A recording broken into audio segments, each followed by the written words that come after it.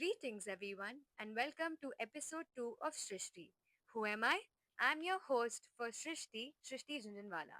And today we're going to deep down on the latest Stray Dogs Supreme Court issue. When the voices look back, lessons from the Supreme Court verdicts on Stray Dog. Look closely at these faces. Some curious, some cautious, some beaming with unfiltered joy. They're not just stray dogs, but lives. Breathing, feeling, waiting for a chance at dignity.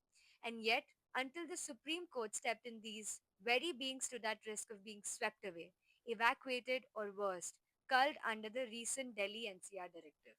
What was the court's overruling? Court's overruling was more than a legal correction. It was a moral reminder. A reminder that society is not measured by how it treats, but it is how it safeguards the powerless, the voiceless, like the stray dogs. No doubt, dogs' bites and are real.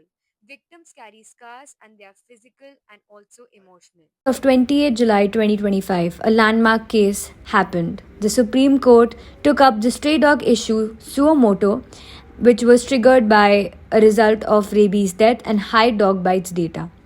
This resulted into the initial August 11 order that was set to capture all stray dogs in Delhi NCR, and they were said to be sterilized, vaccinated, and were to be kept in shelters forever. No release rule was optimized under the CCTV surveillance.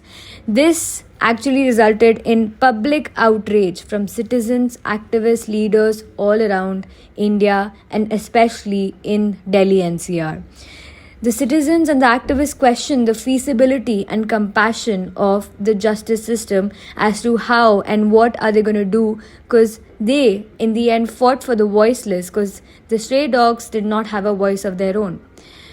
After the public outrage, a revision on August 2022 happened.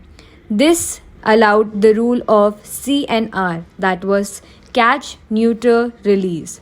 It was a non aggressive rabies free dog release verdict by the Supreme Court that was taken up, and only aggressive rabid dogs were to be kept in shelters.